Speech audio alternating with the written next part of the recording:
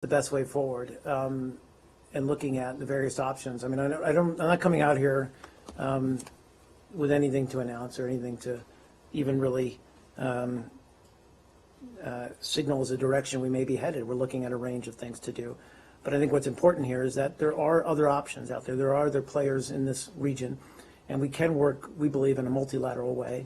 We did so once before when the ISSG was first formed to get a cessation of hostilities in place. No one's underestimating, frankly, the challenge here, because when you've got what is, by any sense or definition, an ongoing assault on the people of Aleppo, that's going to be hard. But we're going to continue to pursue efforts. Mark, I just want to follow up on a couple of things. You said that you have sadly and reluctantly, basically, walked away from the ceasefire. What was the one event, and I mean, you've talked about this before, but could you tell us now, what was the one event that basically made you walk away from this deal? Was it the bombing of the convoy? Was it the continuous bombing? What? Well, I mean, it's hard to pinpoint one event. Certainly the bombing of the humanitarian convoy after over a week of trying to get that convoy up and running and get it the access and the papers and all the documentation that it needed to get into Syria, only to have it bombed was demoralizing, to say the least, and an outrage. And we said as much. But then the fact that that was followed with, as I said, a full-on assault on Aleppo, it called into question, I think, the very feasibility or reality of a cessation of hostilities, or even what we had talked about, which was a 7-day suspension, or rather, not suspension, but a reduction in the level of violence. We had 2 or 3 days where we talked about there was a significant reduction in violence.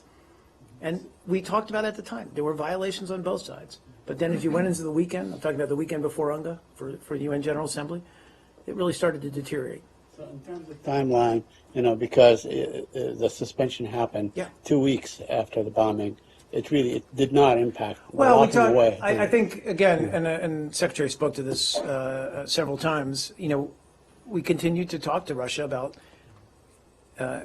actions that we felt could be taken to reestablish the credibility of the process, and that didn't happen. And Ambassador Turkin yesterday said basically that what sort of broke the ceasefire was the fact that you guys did not want to do something that you obligated yourself to, which is separation or separating, the terrorists from the moderate opposition. Yeah. Why is that such a, a daunting task? Why is that such a difficult thing to do? Well, look, we've spoken to this many times. Right. It's a hard thing to do, given the circumstances, and it was only made harder by the fact that, many of these groups were under assault, under attack by the regime, aided and abetted by Russian air forces. It didn't make that piece of it any easier, but that's an ongoing challenge. Isn't it true, though, that these groups were mixed with one another, and in fact that made it easier for elements like Nusra to move about and arm and regroup? But I mean, some. And again, we've talked about the dynamic there and the fact that, there is that mixing of some members of the opposition, moderate opposition, with Nusra. Part of that, again, is exacerbated by the fact that when the regime attacks them, they're defending themselves. And frankly, as we've said many times before, it drives them into the arms of the extremists. Please, go ahead. I'll get to you, Michelle. Secretary Kerry said the Syrian regime and Russia seem to have rejected diplomacy. On September 12th, they were on a diplomatic path. Then something happened. What do you think led to the failure of diplomacy? Well, again, I think it was, we had a succession of events that led us to the conclusion that there was no viability to this process going forward. And this, everybody in this room knows that this wasn't a decision made in haste. There was a rough week at UN General Assembly, given some of the events on the ground in Syria, but we continue to keep that process going. But I think at a certain point, the decision was made Sorry, but the decision was made that we felt that the process couldn't go on as such. Didn't it fail after some rebel groups, specifically al-Sham in Aleppo, used the ceasefire to strengthen their positions? Didn't it fail after ISIL nearly took over Deir ez-Zor following the U.S. bombing of the Syrian military, admittedly by mistake? Did those things play no role in the failure of that deal? Well, again, I think, look, and we've talked about this, there were a few good days of reduced violence in the beginning of the 7-day period. And then there was a series of events, certainly the attack by mistake on Syrian forces, but then followed by the attack on the humanitarian convoy, and then subsequently by an increase in attacks on civilian targets in Aleppo that were unconscionable, to say the least. And look, we can talk all about the fact that some rebel groups or some opposition groups may have used the pause to resupply. That's a reality, and that's something that the strategists looking at what was happening in Aleppo had taken into consideration. That was something that was worked out in great detail in the discussions we had prior to the September 10th agreement that we reached with Russia. We all knew the dynamics going into this, but we had to get through that 7-day period, and then we could have implemented the JIC, or the Joint Implementation Center. But we never got there. So you had to give this time, we had to give this time to really solidify. And we didn't, and we never got to the point where we could do that. Just a few more. Yeah. Actually, can I have 2 more, please? Okay. Thanks much. Suspending ties with Moscow over the failure of that deal, was it a diplomatic move or a political one, in your view? Well, I mean, I think it was a diplomatic move, and I would just note that, and we've talked about this before, it was a suspension. We haven't permanently closed the door, but I think we would need to see something, some action by Russia or the regime, or both, that really led us to believe that there was any reason to pursue it again. I'm going to quote, so the Russian Foreign Ministry spokeswoman today was quoted as saying, and I would like to get your reaction to that, quote, "The whole time we were involved in these negotiations, in this peace process, we realized clearly that the U.S. did not have a joint position. Different structures and organizations in Washington had different views on what's going on in Syria. We were dealing with people who were changing their view and opinion every day. That was the main reason why they failed in fulfilling those agreements," end quote. Was everyone on the U.S. side on the same page when negotiating the deal? So we've been very clear about how the interagency process works in Washington or in the United States. We think it's very effective, and it creates a single policy and a single path forward. But to get there, part of that, rightfully so, should always be a matter of debate and discussion with alternate viewpoints and alternate options being presented. But ultimately, it's the president who decides the way forward, and he makes the decisions as the commander-in-chief. Just one more, please. How did Secretary Kerry specifically evolve on diplomacy in Syria? He was taped recently saying that he argued for use of force. How did he evolve? I'm sorry, I missed the. So how did he evolve? How did Secretary Kerry evolve in his position on diplomacy in Syria? He was taped recently saying that he argued for use of force. Well, first of all, how did he evolve? I'm not going to speak to the fact that he was taped or his conversations that were private with members of the Syrian opposition. Look, Secretary Kerry has been very clear that he wants as robust a policy going forward to provide him the diplomatic leverage that he felt he needed in order to bring about a diplomatic process or a political transition in Syria. Sorry, Mark, on your answer to the penultimate question there. Yes, you sure. said that the interagency process is very effective and creates a single policy.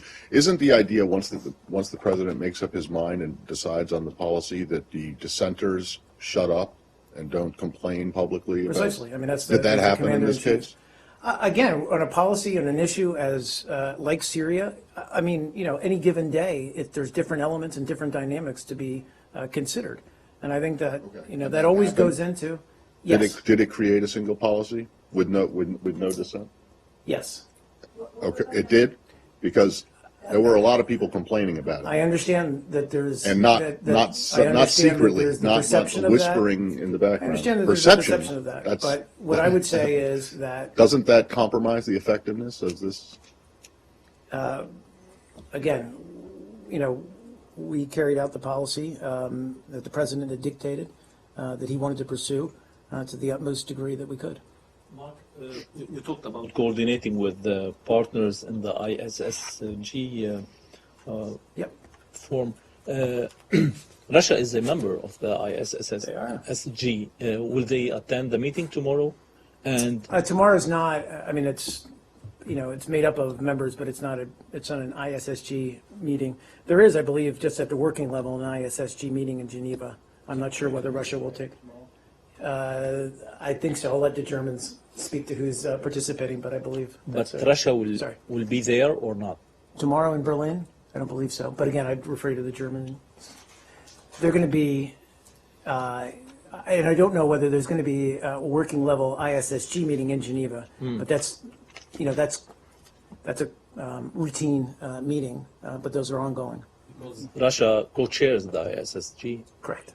And Correct. That means they should be there. I'm just not going to speak to whether they're participating or not. I just don't know. My second question is, news reports said that Russia has deployed for the first time S-300 on-time missile system to Syria in addition to the S-400. Can you confirm these reports? Don't know if we can confirm categorically or definitively yet, but we saw the announcement.